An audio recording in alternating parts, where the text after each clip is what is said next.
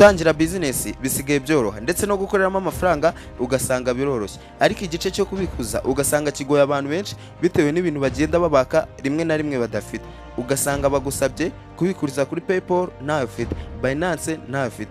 Guys, ngiye kukwereka uko wakorera amafaranga ukayabikuza kuri MTN Mobile Money yawe. Guys, kurikira ino video step by step, ikintu cyose nkora nawe uze kugikora, ubundi nta kabuza amafaranga yawe ushobora kuyararana cyangwa se ukayirirwana bitewe n'igihe urebye ino video.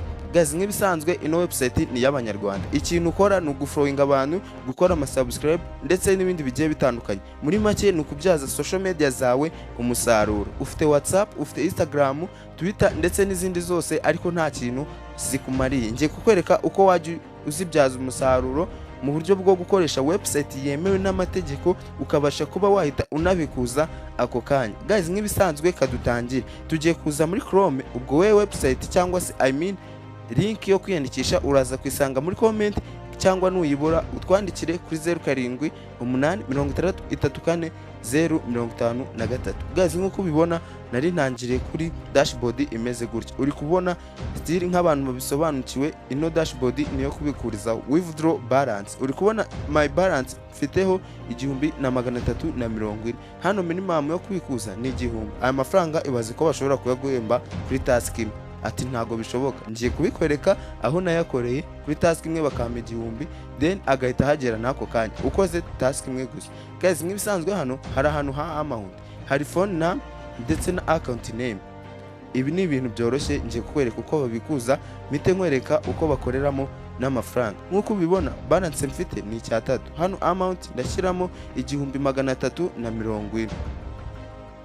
Then nimara gushyiramo 1340, hano kuri phone number ndahita nzishyiramo 0794501573. Aha hasi ndashyiramo amazina nk'ibisanzwe. Nimara gushyiramo amazina nk'ibisanzwe ndahita nkora confirm. Amazina yanjye ari kuri zino namba niyo ndi bushyireho. Guys, nawe nujya kubikuza urashyiraho amazina ari kuri namba kugira ngo baze kuverify niba batagiye kuyobya amafaranga. Nurangiza gukora bino byose wasizemo amount, wasizemo amount, wasizemo phone number ndetse n'izina, urahita ukanda ngo submit for approval. Bivuze ko nyine ubatse kubikuza, barahita babibona muri SMS zabo, then babe bahita bakoreza amafaranga yawe. Ikintu ukora ni ukuhakanda, wamara kuhakanda ugategereza. Barahise batubwira ngo successful submitted. Nkuko ubibona kuri balance duhise dusigaranaho 0. Ubwo igisigaye ni ukukwereka uko bakorera ano mafaranga. Nkuko bisanzwe gufungura account ni ibintu byoroshye. Ahambere ushyiramo username, email ndetse n'ibindi bagenda bakubaza. Referral code urashyiramo Pascal 1 kugira ngo uze kubasha kwinjira ufite umuntu winjireho. Guys, nk'ibisanzwe rero reka twinjire muri website mbere kuko bakoreramo amafaranga, cyangwa se nkwereke proof z'amafaranga bagiye banyishyura kuri task nagiye nkora. Gusa kambanze nkwereke ninza hano kuri completed task, aha ngaha uri kureba imbere yawe,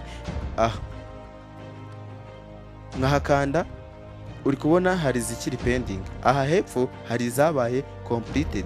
Iyi task uri kubona bamayeho amafaranga 1000, iyi bampa 100, iyi bampa 90, iyi bampa 100. Uri kumva ayo mafaranga niyo misenza mbikuza hano hejuru kandi mu buryo bworoshye. Nkuko ubibona hari zikiri pending, izi ziri pending nazo ndategereza bari buze kunyishyura. Ati zino task zikorwa gute? Nugera kuri dashboard imeze gutya umaze gukoramo account, urahita uza hano handitse ngo find job. Nuza hano handitse find job, uraza kuhasanga akazi kenshi kagiye gatandukanye. Bitewe nuko account yawe itaramara igihe, urahasanga task zo gutangirira ku mafaranga menshi arizo izi ngizi. Izo task ni izi ngizi. Izo task rero urazisanga hanga. Hari task y'110, task ya 90 ndetse n'indi y'100 iri hejuru. Izi task ako kanya uzikora bahita bakwishyura kuko iyi ngiyi ni offshore account. Nkuko ubibona hano ni offshore account. Minworkers niyo yakoze iyi task, niyo yayishyize ku isoko. Iyi task iyo umaze kuyikora bahita bakwishyura ako kanya. Hari abantu benshi task ziri kunanira gukora muri ino application. Uhita uza hano handitse details, waza hano handitse details bahita bakugeza kuri dashboard imeze gutya. Nkuko uri kubibona bari kumbwira ngo you completed this job, naragakoze kano kazi.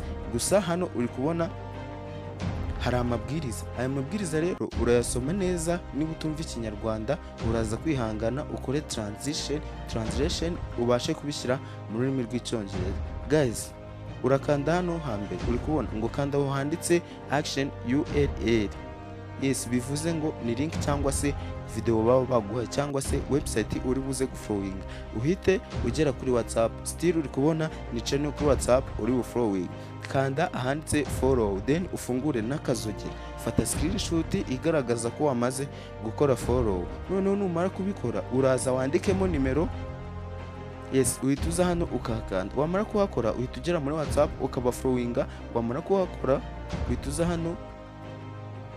Sorry gato bambwiye ko byabaye completed kadufate urugero task ikiri nani completed dufate ngiyi nubwo ifite amafaranga makeya nkwigishirize, gusa izi zifite makeya urazire kugashaka izifite menshi. Nkuko ubibona ukigera kuri task uhita ukanda hano handitse book now. Wamara gukanda kuri book now uhita bakubwira ngo booking successful. Bamara kukubwira ngo booking successful uhita usoma amabwiriza then ugakanda hano hasi. Wamara kuhakanda wakoze subscribe, like ndetse wateye na comment kuri ino video, bahita bakoherereza hano hantu my booking uhita uza ukahakanda. Wamara kuhakanda uhita uza hano handitse ngo submit proof. Ahangaha handitse ngo submit proof. Aha handitse submit proof urahakanda. Ahangaha uhashyira ifoto wariye screenshot, hano ukahashyira email wakoresheje subscribe, then warangiza ugahita ukora submit. Ngiye kubera ntabikoze kankore close. Iyo ni task ya mbere nkweretse uko bakora. Uza kuri find job then ugahitamo akazi ukora. Haba hari utuzi twinshi tw'igihumbi, twa 500 bitewe n'umuntu watanze akazi, ubundi ukabasha kuba wakora izo task. Uburyo bwa kabiri bwo gukoreramo amafaranga ni ukuza hano kuri time hall. Abatayizi bareba amavideo menshi nagiye nkora kuri YouTube channel yanjye. Time hall nayigishijeho uko amafaranga akoreshwa ndetse n'uko akorerwamo n'uko abikuza. Time hall ukorera amafaranga mu mapoint then bagahita bayagira approved, bagahita bayagira amanyarwanda. Time hall uri kubona ushobora gukorera aya mapoint aya ndetse n'ayandi atandukanye, gusa twebwe twemerewe gukorera nayanga yagiye ari make. Aya mapoint agiye ari make nkanga na amafaranga ukareminga kuri Binance bagahita bagura aya mapoint. Aya yose ni amapoint uri kugenda ubona. Hano hari ubundi buryo bw'ama offers ndetse n'ubw'ama clicks.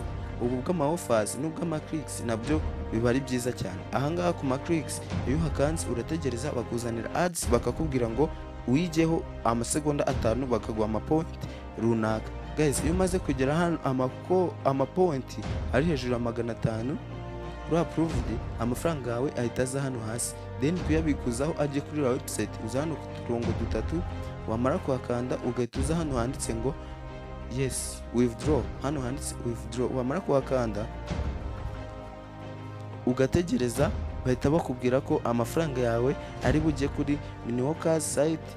Yes, ahita ajyaho ako kanya byoroshye. Nuko twebwe aribwo tugitangira website ntago turakoreraho amafaranga. Ubu ni uburyo bwa kabiri mbashije kukwereka, gusa nyine ubu buryo burizewe nabwo cyane. Ushobora kubukora ukoreraho amafaranga kandi ako kanya agahita akugeraho.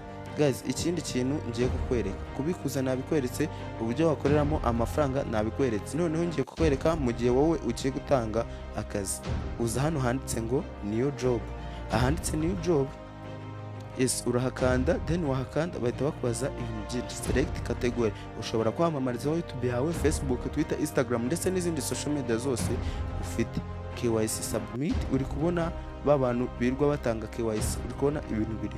Title hano ushyiraho ikintu abantu bari buze gukora, ugashyiraho like my YouTube channel cyangwa se subscribe, ugashyiraho amafaranga niho utanga akazi. Hano ushyiraho abantu bari gukora ako kazi. Niba ushaka subscribe 1000 ushyiraho abantu 1000. Time ushyiraho iminota bari kureba iyo video. Niba ushaka amasaha ushyiraho iminota myinshi. Hano ushyiramo iyo link y'iyo video then ugahita ukanda submit. Ubwo wowe ubutanze akazi, amafaranga uyadepoza. Gusa niba nakweretse uburyo bwo kubikuza, ubwo gukoreramo amafaranga, icyo utasobanukiwe kinyandikire muri comment. Kandi niba ugeze hano ukireba video nyandikira kuri 0783340053. Ibihembo nateganyije bishobora kuzaba ibyawe bitewe n'ukuntu nabyutse.